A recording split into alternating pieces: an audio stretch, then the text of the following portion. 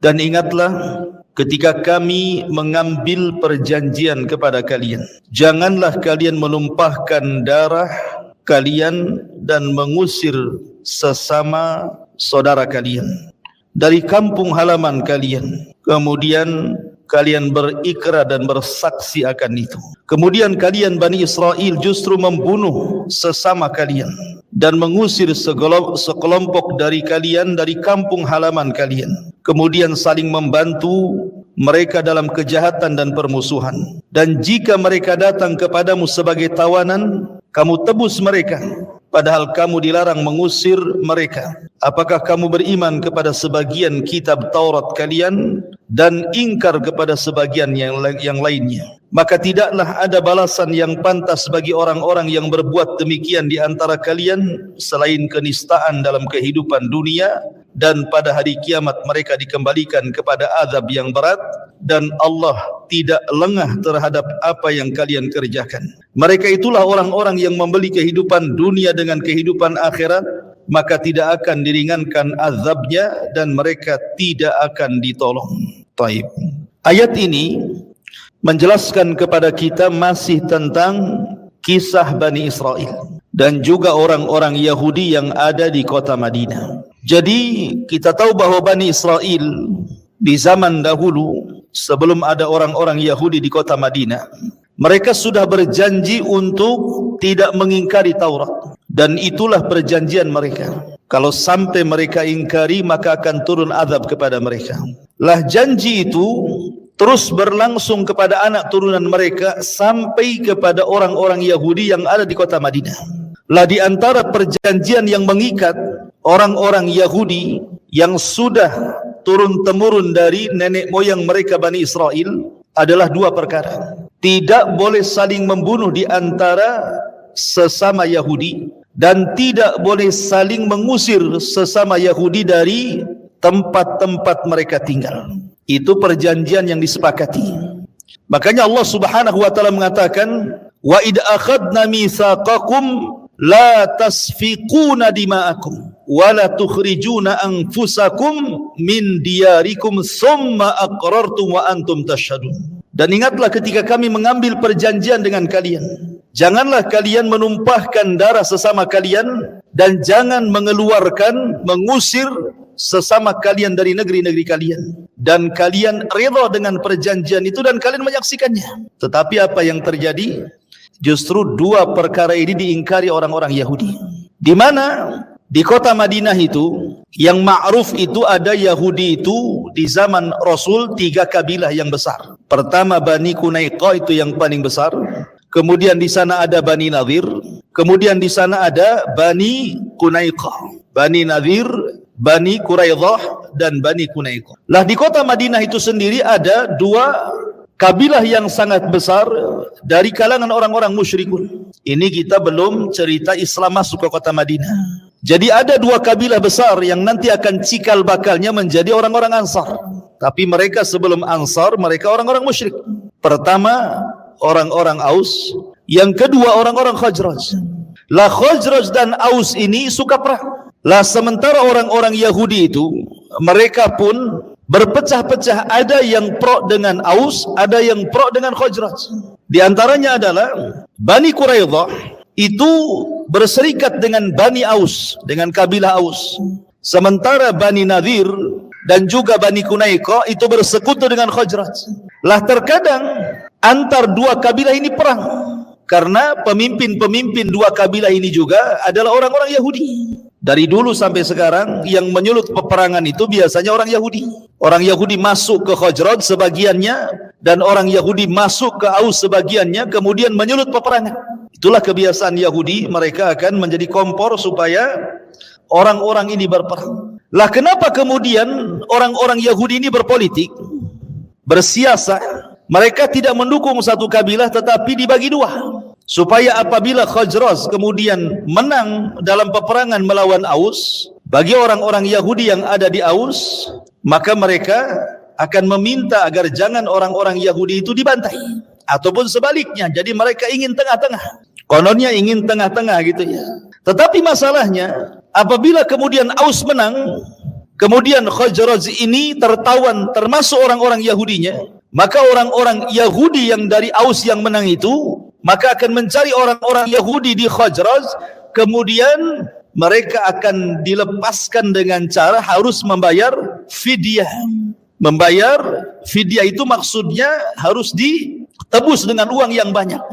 Padahal sesama Yahudi tidak boleh perang. Sesama Yahudi tidak boleh mengusir dari daerahnya. Tetapi kemudian mereka hanya karena urusan dunia, apabila kemudian Yahudi tertawan oleh Yahudi yang lainnya, maka mereka minta tebusan. Dari sinilah Allah Subhanahu wa taala mengatakan, "Summa antum haula taqtuluna anfusakum wa tukhrijuna fariqam minkum min diyarikum."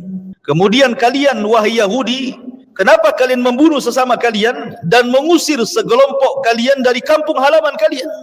Padahal sekali lagi undang-undang mereka sesama Yahudi tidak boleh saling menyerang, tidak boleh saling membunuh, tidak boleh saling mengusir. Tapi kenyataannya Yahudi di kota Madinah justru berbalik dengan perjanjian mereka. Makanya Allah Subhanahu wa taala katakan, "Afatu'minuna bi ba'dil kitab wa takfuruna bi ba'd." Apakah kalian tidak kufur sebagian kitab kalian dan beriman kepada sebagian yang lainnya? Itulah wataknya orang Yahudi. Sebab itulah Allah Subhanahu wa taala berikan kehinaan mereka di dunia dan azab yang pedih di akhirat. Karena mereka melakukan itu gara-gara urusan dunia. Lalu apa faedah dengan kita kaum muslimin? Dari ayat ini yang menarik kita akan ambil dan petik faedahnya. Ma'asyiral muslimin yang dimuliakan Allah Subhanahu wa taala. Di sini ada dua perkara. Pertama, bicara tentang la tasfikuna dima'akum. Jangan kalian saling membunuh. Menunjukkan bahwa karena kaidah Al-Quran itu sering saya ulang-ulang, al-ibratu bi umumil lafdi la bi khususis sabab, gitu ya. Jadi sebuah pelajaran dalam Al-Quran itu bukan karena sebab turunnya, tetapi karena umum lafadznya. Dan ketika kita membaca ayat ini, bukan berarti kemudian kita hanya menceritakan tentang kisah Yahudi tanpa mengambil ibrah daripada ayat ini, tidak. Tetapi ibrahnya di sini bahwa kaum muslimin itu satu jiwa. Makanya ada hadis yang mengatakan, Nabi SAW bersabda, "Mathalul mu'minina fi tawadu'ihim wa tarahumihim kal jasadil wahid." Permisalan seorang mukmin dengan mukmin yang lainnya itu seperti bagaikan satu jasad. Apabila kemudian jasad ini di antara anggotanya sakit, pasti akan merasakan sakit semuanya. Kalau seandainya menyakiti dengan lisan saja dilarang dalam Islam, bagaimana membunuhnya? Maka tidak boleh. Tidak boleh seorang muslim itu saling membunuh. Makanya lihat bagaimana ketika Allah Subhanahu wa taala menceritakan kisah penciptaan Adam alaihi salatu wassalam. Apa kata para malaikat? Qalu ataj'alu fiha man yufsidu fiha wa yasfiku dima. Ya Rabb, apakah engkau akan menciptakan makhluk yang akan merusak bumi dan menumpahkan darah? Kenapa malaikat cerita seperti itu? Tentu ada sejarahnya. Adam saja belum diciptakan. Kenapa pula malaikat berbicara seperti itu di hadapan Allah Subhanahu wa taala? Karena malaikat pernah menyaksikan bangsa jin sebelumnya yang menguasai bumi. Bagaimana mereka merusak bumi dan bagaimana mereka menumpahkan darah, bunuh-bunuhan sesama jin di antara mereka. Sehingga ketika Allah menciptakan Adam, malaikat kemudian hendak mengkias kehidupan jin dengan kehidupan makhluk yang akan diciptakan Allah manusia ini. Malaikat tidak mau ada pertumpahan darah, gitu ya. Dari sini kekhawatiran malaikat kepada makhluk yang akan diciptakan Allah yang bernama Adam. Ma'asyiral muslimin yang dimuliakan Allah Subhanahu wa taala. Walaupun demikian Allah meyakinkan bahwa manusia berbeda dengan jin. Tetapi kita melihat ketika betul-betul Adam alaihi salatu wassalam diturunkan ke bumi, apa yang terjadi? Adam memiliki 60 keturunan. 20 anak laki-laki dan 20 anak perempuan. Lah Adam memiliki anak yang paling besar namanya Qabil, kemudian adiknya namanya Habil. Kemudian di situ Allah Subhanahu wa taala mensyariatkan kepada Qabil dan Habil untuk menikah silang. Tetapi Qabil menolaknya. Kenapa? Karena kembarannya jauh lebih cantik dibandingkan kembaran Habil. Tetapi karena ini perintah Allah Subhanahu wa taala, maka Adam pun harus menegaskan kepada anak-anaknya harus terjadi pernikahan secara silang. Tetapi Qabil tetap tidak mau. Tetapi ayah yang bijak tentu tidak memaksa anaknya. Maka Adam berdoa kepada Allah Subhanahu wa taala untuk mencari solusinya. Maka Allah berikan solusi dengan cara berkurban. Maka siapa di antara kurban keduanya diterima, maka dia berhak mengambil pasangannya. Maka Allah takdirkan yang diterima adalah korbannya Habil, dan Allah menolak korbannya Qabil. Lah Qabil yang tidak terima, akhirnya kemudian dia pun mulai mengancam adiknya dan mengatakan la aqtulannak, saya akan membunuh kamu. Tetapi Habil memang dasarnya orang baik. Dia mengatakan innama yataqabbalullahu minal muttaqin la imbasatta yada la imbasatta ilayya yadaka litaqtulani ma ana bibasiti yadiya ilayka liaqtulaka inni akhafullah rabbal alamin. Dia mengatakan, hei Qabil, Allah itu hanya menerima korban dari hamba yang bertakwa. Kalau engkau ingin membunuhku silahkan, tapi saya tidak akan membunuhmu karena saya takut kepada Allah Rabb semesta alam. Inni uridu an tabu'a bi ithmi wa ithmika wa takuna min ashabin nar. Kenapa aku tidak hendak membunuhmu? Sengaja supaya aku kumpulkan dosaku dan dosamu, sehingga kau menjadikan dosaku terbebani, sehingga dosaku akan kubebani kepada dosamu, dan engkau akan menjadi penghuni neraka. Tetapi nasihat Habil diterima? Tidak. Qabil tetap membunuh Habil. Dan inilah pembunuhan pertama yang terjadi di alam semesta. Sehingga Nabi SAW mengatakan, setiap orang yang membunuh, maka dosanya akan digabungkan kepada dosa Qabil yang pernah membunuh Habil, karena dia orang yang pertama kali memberikan contoh pembunuhan. Artinya pembunuhan sudah ada sejak zaman sebelum manusia diciptakan dan setelah Adam diciptakan terjadi pembunuhan. Ma'asyiral muslimin yang dimuliakan Allah Subhanahu wa taala. Kemudian era para nabi juga terjadi pembunuhan. Bahkan yang dibunuh itu bukan main-main para nabi. Siapa yang membunuh para nabi? Bani Israel.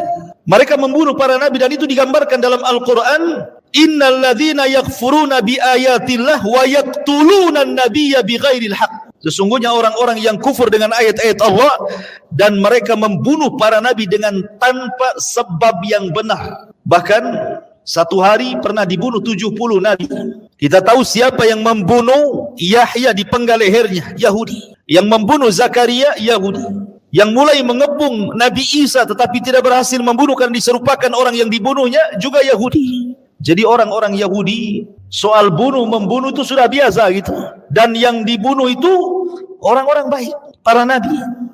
Dari sinilah maka Nabi SAW mengkhawatirkan kalau umatnya pun terjadi sama dengan apa yang terjadi di zaman sebelumnya.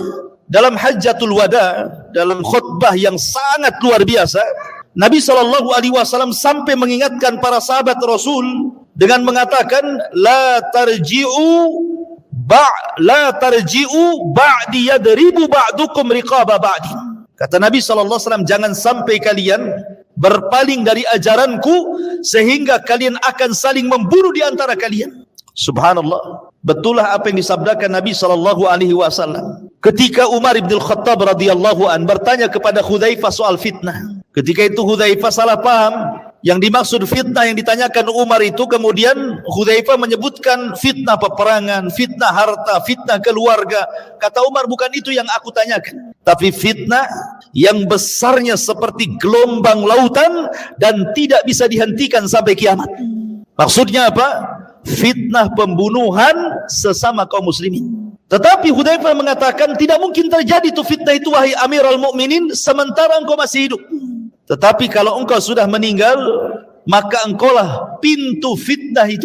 Maka betul ketika Umar bin Khattab meninggal dunia, pintunya sudah terbuka, maka yang pertama kali terjadi pembantaian sesama kaum muslimin adalah Utsman ibn Affan dibantai oleh orang-orang Sabaiyah.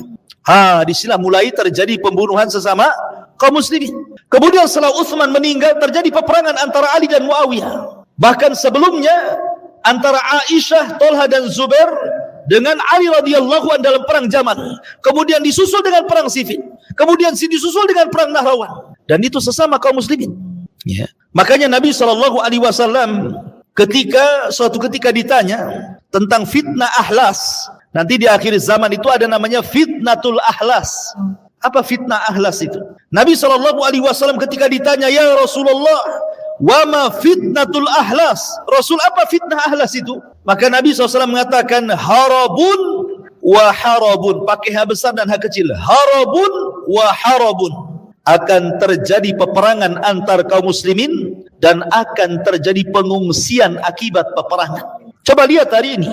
Bagaimana Yaman perang, bagaimana Irak perang, bagaimana Suriah perang, dan negara-negara Islam perang sesama mereka. Terjadi pengungsian di mana-mana kan. Artinya bahwa apa yang disabdakan Nabi SAW 14 abad yang silam itu menjadi sebuah kenyataan gitu ya. Bahwa perang ini tidak akan dihentikan sampai kiamat dibangkitkan. Makanya ini fitnah yang besar seperti gelombang lautan yang tidak dihentikan, kata Umar ibn al-Khattab radhiyallahu anhu. Ma'asyiral muslimin yang dimuliakan Allah Subhanahu wa taala. Maka dari sini ada faedah la tasfikuna dima'akum, bahwa darah seorang muslim itu sangat berharga dalam Islam. Nabi SAW mengatakan, abghadun nas ilallahi thalathatun. Manusia yang paling dimurkai Allah itu 3 kelompok. Manusia yang paling dimurkai Allah itu 3 kelompok. Yang pertama, kata Nabi SAW, mulhidun fil haram wa mubtagin fil Islam sunnatal jahiliyah wa mutallibu damimri'in bi ghairi haqqin liyuhriqa dama. Yang ketiga langsung, dan seorang yang mengaliri darah kaum muslimin. Allah sangat murka. Makanya kenapa Allah Subhanahu wa taala mengatakan wa man yaqtul mu'minan muta'ammidan fajazauhu khalidan fiha. Siapa yang membunuh orang mukmin secara sengaja, maka dia akan dimasukkan ke dalam neraka, dikekalkan di dalamnya. Maksud dikekalkan di dalamnya, maksudnya dilamakan di dalamnya. Dan sekarang pembunuhan itu setiap hari ada saja di depan mata kita kan. Coba antum baca atau melihat YouTube atau melihat berita gitu ya di internet atau di televisi, setiap hari kita mendengar ada orang membunuh dengan sesama muslim hanya gara-gara perkara sepele. Padahal membunuh itu ada syaratnya. Satu, karena kisos, boleh membunuh. Yang kedua, karena had. Memang karena hukuman dari negara gitu ya, orang ini layak dibunuh. Seperti umpamanya negara membuat kebijakan orang yang mau narkoba sekian kilo dibunuh, umpamanya kan itu ya. Atau karena seorang yang sudah menikah berzina dirajam, atau karena dia melakukan liwat homoseksual maka dibunuh. Itu ada alasannya. Tetapi di zaman sekarang ini terkadang persis yang disabdakan Nabi SAW, al-qatil la yadri fima qatal wal maqtulu la yadri fima qutil. Orang yang membunuh bingung kenapa dia bisa membunuh, orang yang dibunuh lebih bingung lagi kenapa bisa dibunuh. Coba sekarang ya, gara-gara urusan parkir bunuh-bunuhan, urusan lahan bunuh-bunuhan, urusan waris bunuh-bunuhan, anak membunuh orang tuanya, orang tua membunuh anaknya, saudara membunuh saudaranya. Sudah biasa. Bagian itu. Belum lagi kecelakaan di jalan dan begitu seterusnya. Belum lagi yang bunuh diri. Masya Allah gitu ya. Padahal Nabi SAW mengatakan, lawanna ahlas samawati wal ardi ishtaraku fi dami mu'min la akabbahumullahu finnar. Kalau seandainya penduduk langit dan bumi bersatu untuk membunuh satu jiwa seorang mukmin, maka seluruhnya akan dimasukkan ke dalam neraka. Coba bayangkan, kalau semua penduduk langit para malaikat dengan penduduk bumi manusia dan jinnya berniat membunuh satu jiwa seorang mukmin, maka malaikat manusia akan dimasukkan semua ke neraka. Bayangkan, menunjukkan apa? Mahalnya darah seorang mukmin itu. Sampai-sampai Nabi SAW mengatakan, la aqtulannal ka'bata haran hajaran ahwan indallah min iraqati dami muslim. Sesungguhnya kalau seandainya ada orang yang merusak Ka'bah itu sebata demi sebata dihancurkan sampai rata dengan tanah, itu lebih ringan dosanya dibandingkan seseorang menumpahkan darah seorang muslim, walaupun atas nama apapun. Seperti namanya para teroris, mereka mengaku-ngaku ngebom itu atas nama Islam, atas nama jihad, atas nama la ilaha illallah, atas nama Allahu Akbar. Tapi kalau tidak ada alasan untuk membunuh, kemudian membunuh, tetap diharamkan dalam Islam. Ma'asyiral muslimin, makanya kenapa orang-orang khawarij itu, Nabi SAW sampai murka melebihi murkanya kepada orang-orang musyrik. Ketika Nabi SAW Fatu Mekah, Mekah itu kan dikepung tuh oleh kaum muslimin. Orang-orang musyrik tidak bisa lari dari Mekah. Dan Nabi SAW melihat wajah-wajah orang-orang yang pernah menyakitinya sebelum hijrah. Melihat wajah yang pernah menyakiti dirinya, menyakiti sahabatnya, membunuh para sahabatnya. Dilihatnya satu-satu wajah itu. Tapi Nabi SAW justru memaafkan dan mengatakan, idhabu fa antumut tulaqah. Kata Rasul, pergi kalian sudah kumaafkan. Nah, bayangkan. Padahal Rasul melihat wajah-wajah orang yang menyakitinya saat pertama kali dakwah di Mekah, tapi orang-orang musyrik itu dimaafkan sama Nabi. Tapi lihat ketika Rasul bermuamalah dengan orang Khawarij, Rasul tidak pernah memaafkan orang-orang Khawarij. Apa kata Rasul? Fa idza laqitumuhum faqtuluhum fa inna fi qatlihim ajrun. Apabila engkau dapati orang-orang Khawarij dimanapun kamu berada, perangi mereka. Karena dalam memerangi mereka terhadap pahala yang sangat besar. Rasul memaafkan orang musyrik, tapi Rasul tidak memaafkan orang-orang Khawarij. Kenapa? Karena ciri-ciri orang Khawarij itu yaqtuluna ahlal Islam wa yada'una ahlal awthan. Mereka membunuh orang-orang Islam, tetapi mereka membiarkan para penyembah berhala. Karena mereka membunuh atas nama Islam, atas nama Quran. Ketika mereka membunuh Utsman, mereka sambil mengalungkan Al-Quran di dada-dada mereka. Orang Khawarij itu ketika membunuh Utsman, Qurannya dikalungkan. Kemudian mereka mengatakan, inna hadha amara bihadha an yadriba bihadha kullaman la yu'min bihadha. Sambil ngangkat Quran, orang-orang Khawarij membunuh Utsman itu apa? Sesungguhnya ini maksudnya Al-Quran memerintahkan untuk membunuh orang ini, maksudnya Utsman, karena Utsman tidak pernah beriman dengan ini Al-Quran katanya. Kurang ajar. Akhirnya Utsman dibunuh atas nama Quran. Itu orang-orang Khawarij. Tetapi mereka sebenarnya bukan atas nama Quran.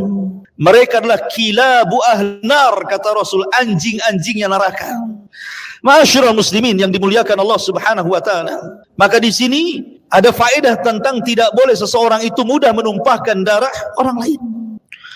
Kemudian juga Allah mengatakan kalimat la tasfikuna dima'akum. La di sini artinya nahi, larangan. Artinya apapun yang menyebabkan seseorang saling membunuh, seseorang saling berperang, maka ini lebih bahaya dibandingkan membunuh itu sendiri. Orang yang membuat fitnah, kemudian dengan fitnah ini terjadi pembunuhan, itu lebih bahaya dibandingkan pembunuhannya. Karena kalau orang membunuh, paling satu jiwa yang ia bunuh. Tapi kalau orang menyebar fitnah, kemudian akhirnya saling membunuh, bisa bukan satu jiwa, bisa berjiwa-jiwa orang bunuh-bunuhan itu. Makanya kenapa Allah mengatakan wal fitnatu asyaddu minal qatl. Fitnah itu jauh lebih bahaya dibandingkan pembunuhan itu sendiri. Makanya Khawarij itu kan ada dua. Ada Khawarij yang memang di lapangan, ada Khawarij yang tukang khutbah. Khawarij yang tukang khutbah ini bahaya. Mereka yang kemudian berusaha mengajak kaum muslimin untuk memberontak kepada pemerintah yang sah. Sehingga kemudian akhirnya terpancinglah sebagian orang dengan khutbahnya, kemudian akhirnya mereka pun betul-betul memberontak. Terjadilah bunuh-bunuhan antara para pemberontak dengan pemerintah. Berapa jiwa yang melayang, dan itu tercatat dalam sejarah. Pemberontakan demi pemberontakan yang berakhir dengan terbunuhnya banyak jiwa. Makanya jangan membuat fitnah yang menjadikan kemudian dengan fitnah itu orang terdorong untuk melakukan pembunuhan. Ini juga makna dari la tasfikuna dima'akum. Kemudian yang kedua, di sini juga perjanjian Bani Israel yang bisa kita ambil faedah adalah wala tukhriju anfusakum min diyarikum. Janganlah kalian mengusir sebagian kalian dari negeri kampung halaman kalian. Ma'asyiral muslimin, ada faedah besar juga di sini tentang keutamaan membela negara. Keutamaan membela negeri itu penting sekali. Karena orang yang terusir dari negeri itu menyakitkan. Orang-orang yang terusir dari negeri itu menyakitkan. Para nabi dan rasul, mereka pernah diancam bahkan terusir dari negaranya. Saya akan contohkan beberapa kasus para nabi sebelum kita masuk kepada nabi kita dan umat Islam. Allah Subhanahu wa taala berfirman tentang kisah Nabi Lut. Allah mengatakan fama kana jawaba qaumihi illa an qalu akhriju ala lutin min qaryatikum innahum unasun yatatahharun. Nabi Lut ini diutus oleh Allah kepada siapa? Kaum Sodom. Kaum Sodom itu kaum yang pertama kali melakukan homoseksual dan lesbi. Inilah sejarahnya kenapa ada orang-orang yang melakukan homoseksual dan lesbi itu terjadi di zaman kaum Lut, namanya kaum Sodom. Lut diutus kepada negeri yang rusak sekali, karena mereka fitrahnya jauh daripada fitrah manusia, bahkan fitrah binatang pun tidak seperti itu. Lut berusaha mendakwai mereka, tetapi apa jawaban kaumnya? Fama kana jawaba qaumi, tidaklah jawaban kaumnya dari dakwah Lut itu illa an qalu, kecuali mereka mengatakan kepada Lut, akhriju, keluarkan, usir Lut dan keluarganya, min qaryatikum, dari negeri kalian ini. Innahum unasun yatatahharun, mereka adalah manusia-manusia yang sok suci katanya. Dibilang sok suci karena menolak tradisi mereka yang suka melakukan homoseksual dan lesbi. Padahal subhanallah, lihat bagaimana hukuman yang Allah subhanahu wa ta'ala berikan kepada kaum Lut.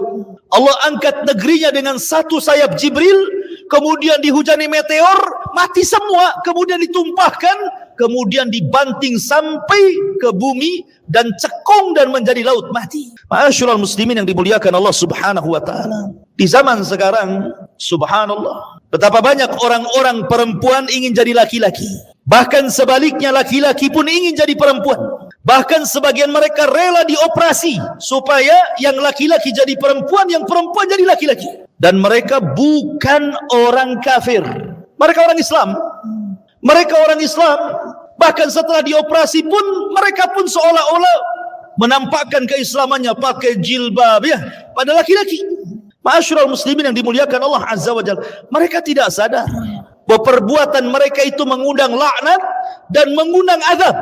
Mengundang laknat dan mengundang azab, ikhwan. Cuma mereka tidak sadar.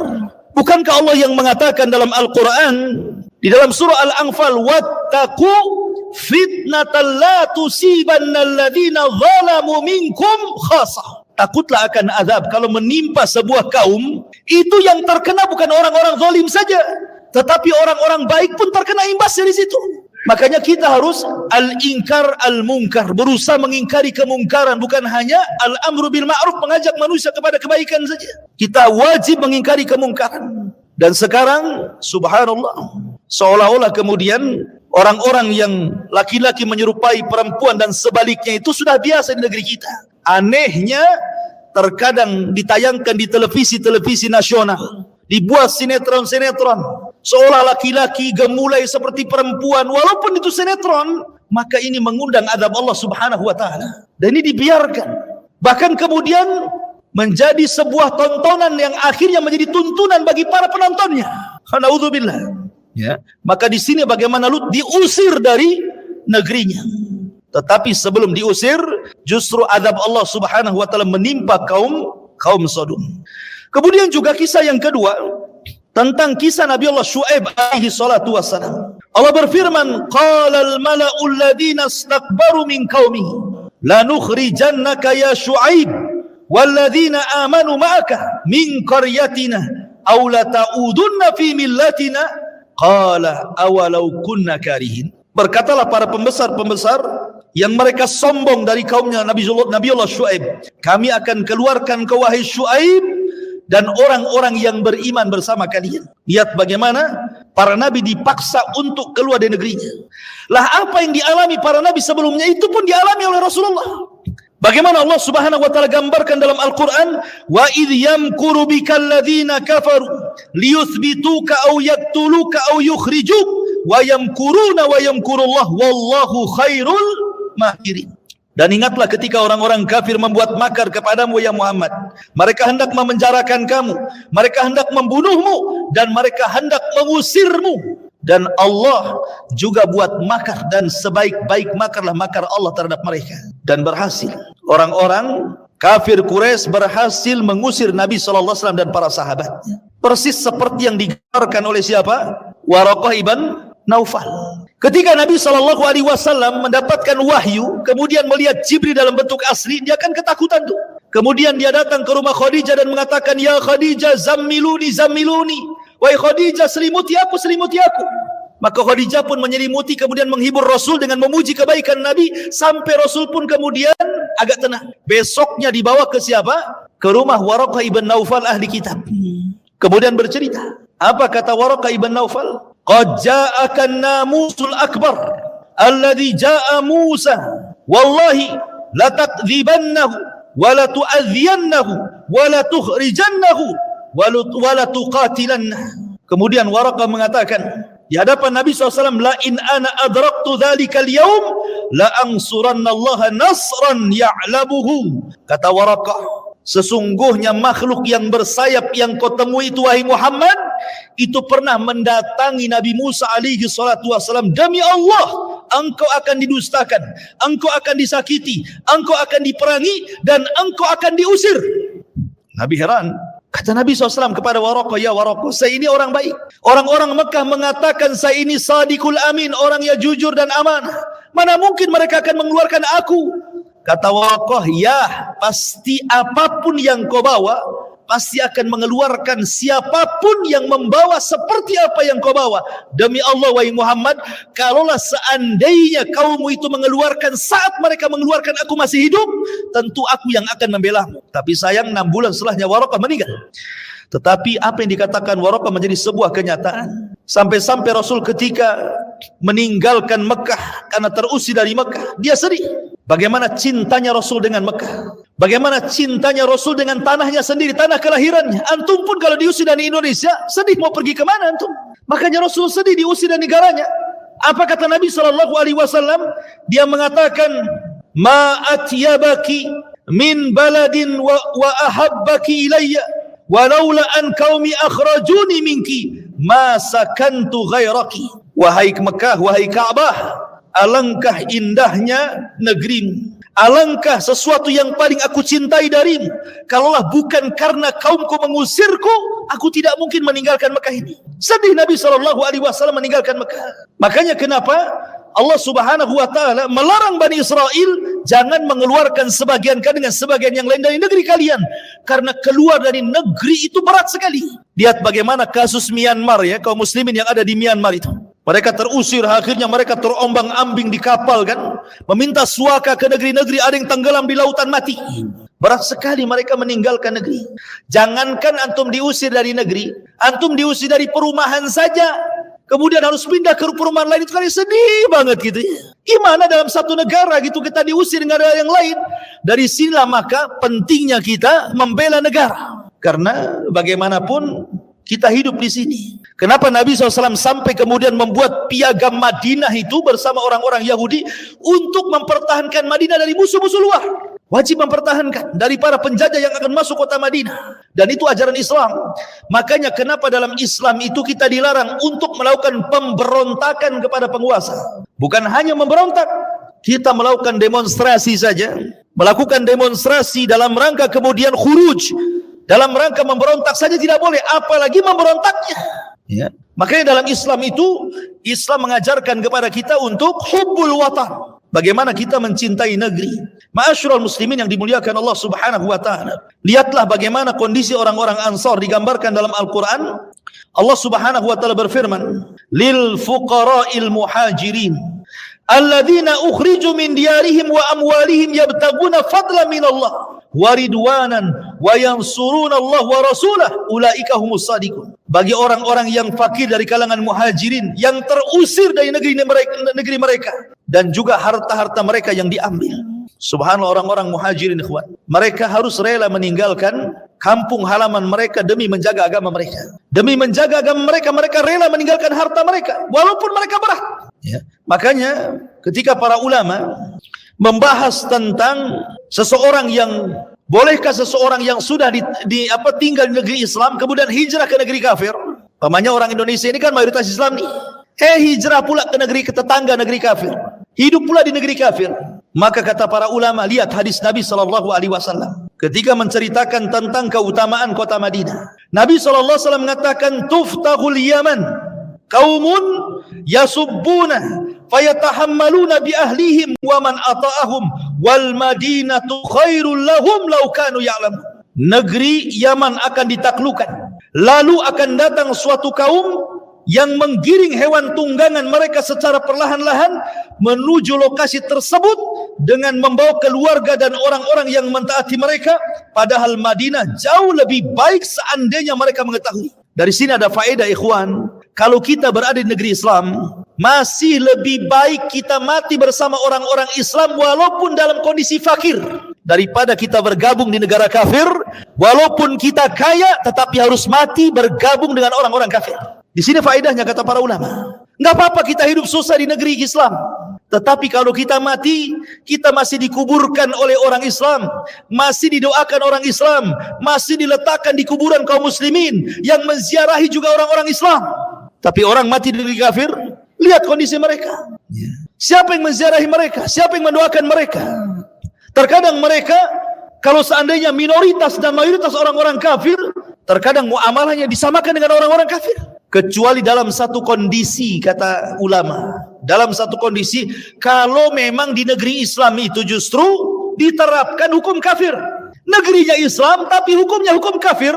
Sehingga kita tidak bisa beribadah kepada Allah Subhanahu wa ta'ala. Kita tidak bisa solat dengan tenang, kita tidak bisa taklim dengan tenang, kita tidak bisa mensyiarkan Islam dengan tenang.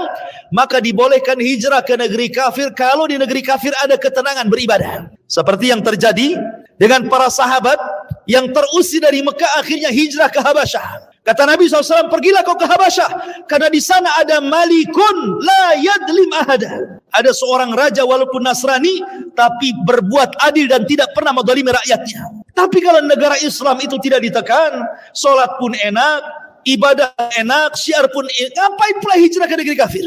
Ya, ma'asyiral muslimin yang dimuliakan Allah Subhanahu wa ta'ala, maka pentingnya kita mempertahankan negeri dari sini. Ya, dari kalimat wala tukhrijuna anfusakum min diyarikum, wala tukhrijuna anfusakum min diyarikum. Dan janganlah kalian sesama kalian mengusir sesama kalian dari negeri kalian. Ya, ini pun salah satu faedah dari ayat ini. Kemudian juga ayat ini juga memberikan faedah yang terakhir agar kita kembali untuk mengimani Al-Quran secara utuh. Jangan seperti ahli kitab. Jangan seperti orang-orang Yahudi. Afatu'minuna bi ba'dil kitab wa takfuruna bi ba'd. Apakah kalian hendak beriman dengan sebagian isi Taurat dan ingkar dengan sebagian yang lainnya? Maka Islam mengajarkan jangan kita beriman sebagian Quran dan kufur dengan sebagian yang lainnya. Dan hari ini subhanallah, memang Allah tampakkan wajah-wajah orang munafik. Dari dulu di zaman Rasul, mengetahui ini munafik, ini enggak munafik susah. Di zaman Nabi itu, si fulan munafik, si fulan sahabat susah sekali. Kalau bukan karena Jibril memberitahu Rasul, si anu munafik, Rasul tidak tahu mana munafik. Saking bergabungnya orang munafik dengan sahabat, sehingga orang munafik dikira sahabat dan sahabat dikira munafik. Tidak bisa samar. Tapi hari ini subhanallah, para munafikin, orang-orang munafik itu justru memperlihatkan nifaknya. Mereka bisa berbicara di medsos, kemudian menghina Allah, menghina Rasul, menghina ayat-ayatnya, menubrukkan satu ayat dengan yang lainnya.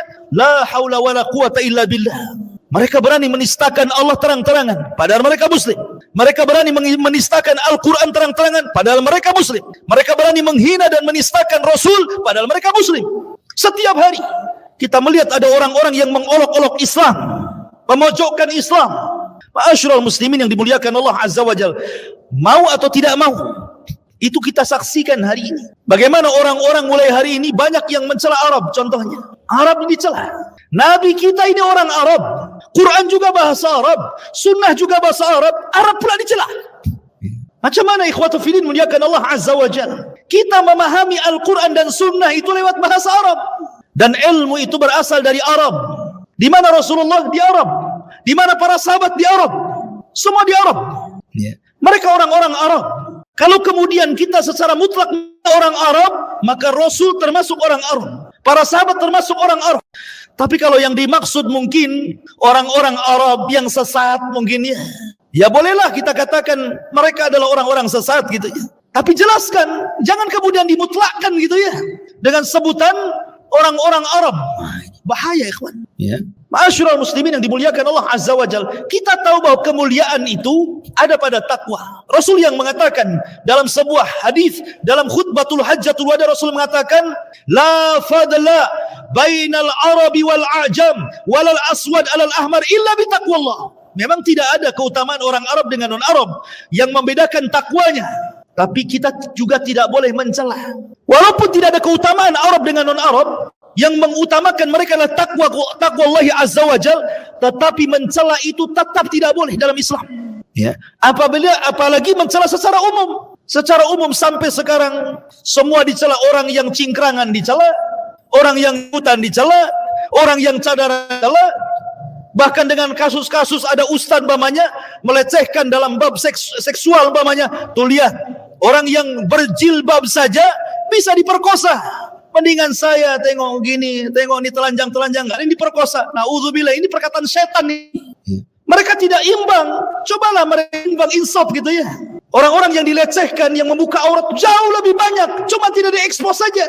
Ketika ada orang yang mungkin ini diekspos, langsung yang disalahkan Islamnya. Islam itu mengharamkan perzinahan, apalagi pemerkosaan. Itu oknum, kita celah oknumnya saja, tapi jangan ajarannya. Ma'asyiral muslimin yang dimuliakan Allah Azza wa Jalla. Maka ini terjadi di medsos gitu ya. Seolah-olah sudah terbuka kemungkaran di mana-mana. Ya, tentu kewajiban kita, Anda yang tahu bahwa ini penyimpangan, wajib kita membantah. Kalau tidak, ini akan jadi syubhat, dan syubhat ini tidak terbantah sampai kepada anak turun kita, rusak jadinya. Dari sini ma'asyiral muslimin yang dimuliakan Allah Azza wa Jalla, pentingnya kita kembali kepada Al-Quran secara utuh. Jangan beriman kepada Quran sebagian, tapi kufur kepada sebagian ajaran yang lainnya.